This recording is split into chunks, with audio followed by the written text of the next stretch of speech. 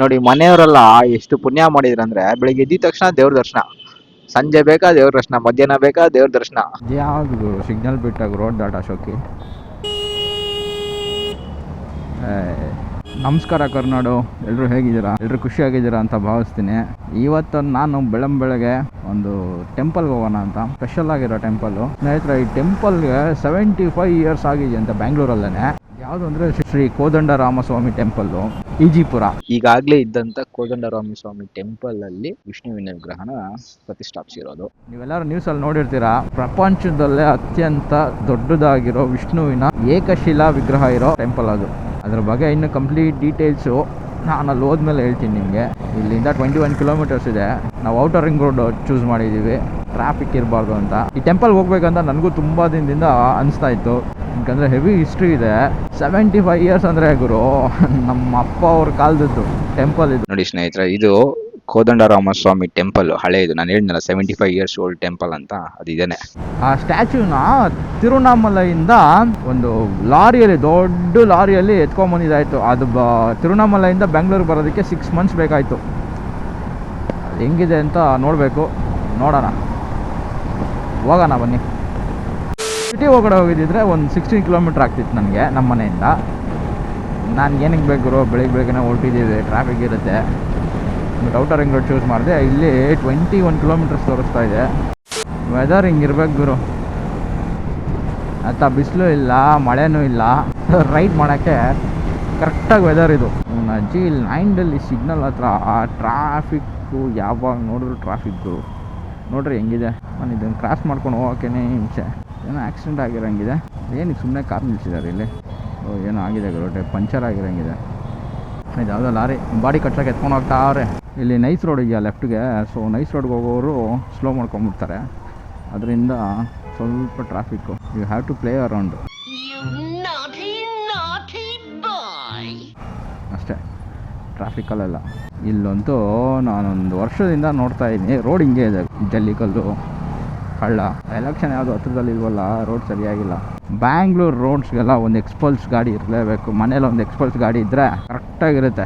ಯಾಕೆ ಫ್ಲೈಓವರ್ ಮೇಲೆ ನಿಲ್ಸೋನೆ, ಅಲ್ಲಿ ಮುಂದೆ ಎಲ್ಲ ಲೆಫ್ಟ್ ತೊಗೊಬೇಕು. ಇಲ್ಲಿ KTM ಶೋರೂಮ್ ಬರುತ್ತಲ್ಲ, KTM ಶೋರೂಮ್ ಹತ್ರ ಲೆಫ್ಟು. ಈ ಹಾರ್ಲಿ ಡೇವಿಡ್ಸನ್ ಯಾವ್ದು ಇದು 414 ಏನೋ. ಈ ಹಾರ್ಲಿ ಡೇವಿಡ್ಸನ್ನು, ಬೆನಲ್ಲಿ, ಇವರೆಲ್ಲ ಸೌಂಡ್ ಮೇಲೆ ಹೆವಿ ಕೆಲಸ ಮಾಡ್ತಾರೆ. ಅಷ್ಟು ಈಸಿ ಅಲ್ಲ. ಇವಾಗ ನಮ್ಮದ್ರೆ ತೊಗೊಳ್ಳಿ, BS6, ಇವಾಗ BS6 BS7 ನಾಮ್ಸಿಗೆ ಕರೆಕ್ಟಾಗಿ ಒಂದು ಗಾಡಿನ ತರಬೇಕು ಅಂತಂದರೆ, ಮತ್ತು ಅದು ಇಟ್ ಶುಡ್ ಸೌಂಡ್ ಗುಡ್, ಎರಡನ್ನೂ ಮೈಂಡಲ್ಲಿ ಇಟ್ಕೊಂಡು ಒಂದು ಗಾಡಿ ಡಿಸೈನ್ ಮಾಡ್ತಾರೆ ಅಂತಂದರೆ ಯಾರೆಲ್ಲ ಸಿಗಾಕೊಂಬಿಟ್ಟವ್ರೆ ನೋಡ್ಗೋರು. ಈ ಥರ ಟೈಮಲ್ಲೆಲ್ಲ ಎಕ್ಸ್ಪಲ್ಸ್ ಇದ್ದರೆ ನಾವು ನಮ್ಮ ಗಾಡಿಯಲ್ಲೇ ಮಾಡ್ತೀವಿ, ಆದ್ರೂ ಮಜಾ ಇರುತ್ತೆ. ಇನ್ನೂ ಅಲ್ಲಿ ಗಂಟೆ ಟ್ರಾಫಿಕ್ಕು. ಅಯ್ಯೋ, ಡ್ರೈವಿಂಗು ಸ್ಕೂಲ್ ಗಾಡಿ ಅದು ಈ ರೋಡಲ್ಲಿ ಬಂದೈತೆ. ಫಸ್ಟೇ ಹೇಳ್ಕೊಡ್ತಾವ್ರೆ ಗುರು, ಬೆಂಗಳೂರು ರೋಡ್ಗಳು ಹಿಂಗೆ ಇರೋದು, ಕಲ್ತ್ಕೊಳ್ಳಿ ಓಡಿಸೋದು ಅಂತ. ಹಿಂಗೆ ಸ್ಟ್ರೈಟ್ ಹೋದರೆ ವಿದ್ಯಾಪೀಠ ಸರ್ಕಲ್ಲು. ಅಯ್ಯೋ ಲೇ ಶಿಷ್ಯ,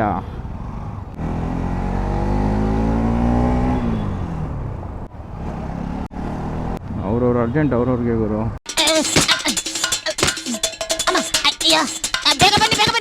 ತಗೊಬಿಡಲ್ಲ ಆದರೆ ಅಯ್ಯೋ, ಅದು ಹೆಂಗೆ ಒಂದು ಚೂರು ಮಿರರು ನೋಡೋ ಸೆನ್ಸ್ ಇಲ್ವಲ್ಲ.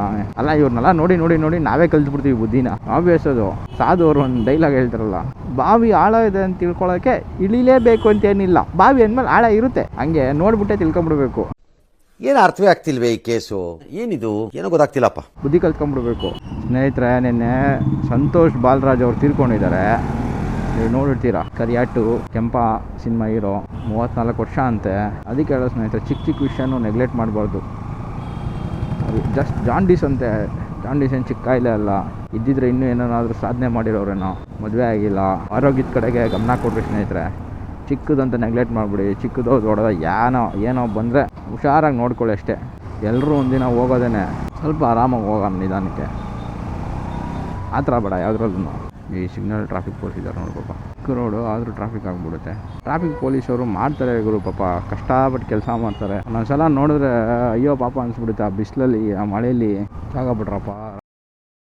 ಆ್ಯಕ್ಟಿವ್ ಅದೇನು ಪಾಪ ಮಾಡಿತ್ತು, ಆ್ಯಕ್ಟಿವ್ ಅಲ್ಲ, ಆಕ್ಸಸ್ 125. ಯಾವುದಾದ್ರು ಸಂಧಿ ಗೊಂದಿಯಲ್ಲೆಲ್ಲ ಕರ್ಕೊಂಡು ಹೋಗ್ತಾ ಇದ್ದರು. ಅಲ್ಲಿ ವೆಹಿಕಲ್ ಇದೆ ಅಂತ ಗೊತ್ತಿದ್ರು ನಮ್ಮನ ಫಾಸ್ಟಿಗೆ ಹೋಗೋ ಅವಶ್ಯಕತೆ ಅದೇನಿದೆಯಪ್ಪ. ಫೋನ್ ಹಾಕೊಂಡು ನಾನು ಪಾಡಿಗೆ ಅವ್ನು ಹೋಗ್ತಾವನೆ. ಎದುರುಗಡೆ ಇರೋದೇ MN ಕೃಷ್ಣರಾವ್ ಪಾರ್ಕು, ದೊಡ್ಡ ಪಾರ್ಕು. ಈ ಥರ ಪಾರ್ಕ್ಗಳಿಗೆ ಯಾವ ಥರ ಬರಬೇಕು ಗುರು. ಆವಾಗ ಸ್ಕೂಲಲ್ಲಿ ಇದ್ದಾಗ ವಾಕಿಂಗ್ ಮಾಡ್ತಾಯಿದ್ವಿ ಪಾರ್ಕಲ್ಲಿ, ಇವಾಗ ಬಿಟ್ಬಿಟ್ಟಿದ್ದೀವಿ. ಎಷ್ಟು ಚೆನ್ನಾಗಿದೆ ನೋಡಿರಿ, ಹೂವುಗಳು, ಹಣ್ಣುಗಳು.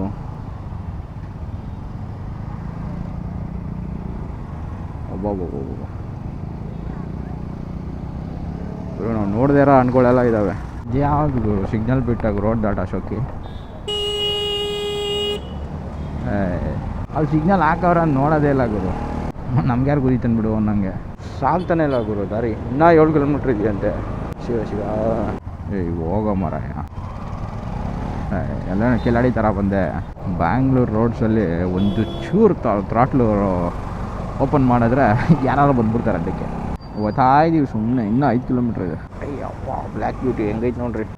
ಅಂತೂ ಇಂತೂ ಬಂದ್ವಿ ಗುರು. ಇನ್ನೂ 1 ಕಿಲೋಮೀಟ್ರ್ ಇದೆ. ಬೆಂಗಳೂರು ಟ್ರಾಫಿಕ್ ಸಾವು ಗುರು. ಇಲ್ಲೇ ಹಾಕಿದ್ದಾರೆ ನೋಡಿ, ಮಹಾವಿಷ್ಣು ವಿಶ್ವರೂಪಂ ದಾರಿ. ಅಂತೂ ಇಂತೂ ಬಂದ್ವಿ. ಈ ಈಜಿಪುರ ಬರೋ ಟೈಮ್ಗೆ ಫ್ಲೈಟ್ ಗೀಟ್ ಹತ್ತಿರ ಯಾವ್ದಾರ ದೇಶಕ್ಕೆ ಹೋಗ್ಬಿಡೋಗಿತ್ತು, ಪಕ್ಕದ ದೇಶಕ್ಕೆ. I think we are near. ಅಯ್ಯೋ ಅಣ್ಣ ಇವತ್ತೇ ಹೋಯ್ತೀಯಾ ಫೈನಲಿ ಸ್ನೇಹಿತರೆ? ಅಬ್ಬಾ ನೋಡೋಕೆ 2 ಕಣ್ಣು ಸಾಕಾಗಲ್ಲ ಗುರು. ಬನ್ನಿ ಒಳಗಡೆ ಹೋಗೋಣ. ಎಲ್ಲಿ ಪಾರ್ಕ್ ಮಾಡೋದು? ಸೊ ಪಾರ್ಕಿಂಗಿಗೆ ಇಲ್ಲಿದೆ ಜಾಗ.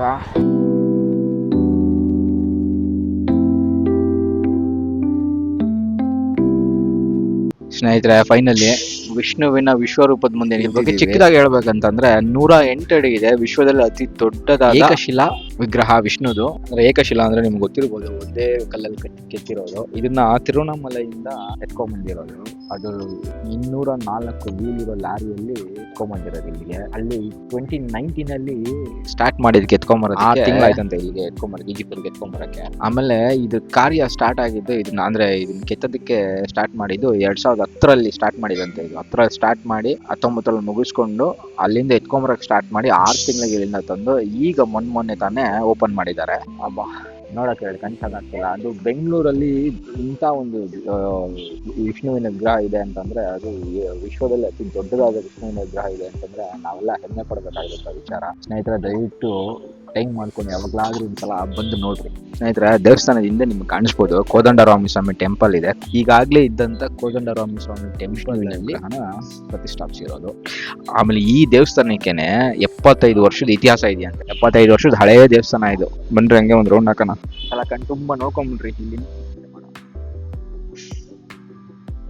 ಈ ಕಲ್ಲನ್ನ ತಿರುವಣ್ಣಾಮಲೆಯಲ್ಲಿರೋ ಒಂದು ಕ್ವಾರಿಯಿಂದ ಎತ್ತಿದ್ದಂತೆ. ಸೊ ಇಷ್ಟು ದೊಡ್ಡ ಕಲ್ಲನ್ನ ಕ್ವಾರಿಯಿಂದ ಎತ್ತಿ ಅಲ್ಲಿ ಕೆತ್ತನೆ ಮಾಡಿ ಅಲ್ಲಿಂದ ಲಾರಿಯಲ್ಲಿ, ದೊಡ್ಡ ಲಾರಿಯಲ್ಲಿ ತಂದಿದ್ರು. ಆಗ್ಲೇ ಹೇಳ್ದಂಗೆ ಲಾರಿ ಬರೋದಕ್ಕೆ 6 ಮಂತ್ಸ್ ಆಯ್ತು.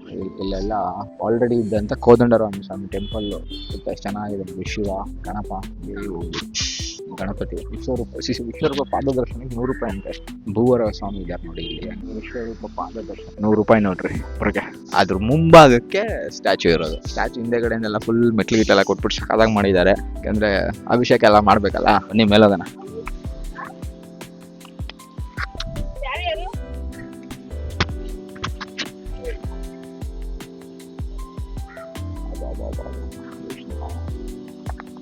ಸಖತ್ತಾಗಿದೆ. ನಾವು ಪಂಚಮುಖಿ ಆಂಜನೇಯ ಸ್ವಾಮಿ ಇದೆಯಲ್ಲ, ಅದಕ್ಕಿಂತ ಒಂಚೂರು ಚಿಕ್ಕದ ಅನಿಸ್ತು. ಅದು 162 ಅಡಿ, ಇದು 108 ಅಡಿ. ನಮ್ಮ ಭಾರತ, ಅದು ನಮ್ಮ ಸೌತ್ ಇಂಡಿಯಾ ಫೇಮಸ್ ಆಗಿರೋದೇ ಸ್ಕಲ್ಪ್ಚರ್ಸು, ಸ್ಟ್ಯಾಚ್ಯೂಸು, ದೇವಸ್ಥಾನ, ಟೆಂಪಲ್ಸು. ಸದ್ಯ ನಮ್ಮ ಈಗಿನ ಕಾಲದವರು ಅದನ್ನ ಮೇಂಟೈನ್ ಮಾಡ್ತಾವ್ರೆ. ಹಳೆ ಕಾಲದವ್ರು ಮಾತ್ರ ಕಟ್ತಾ ಇರಲ್ಲ, ಇನ್ನೂ ಬಿಟ್ಟಿಲ್ಲ ನಾವಿದನ್ನ ಅಂತ.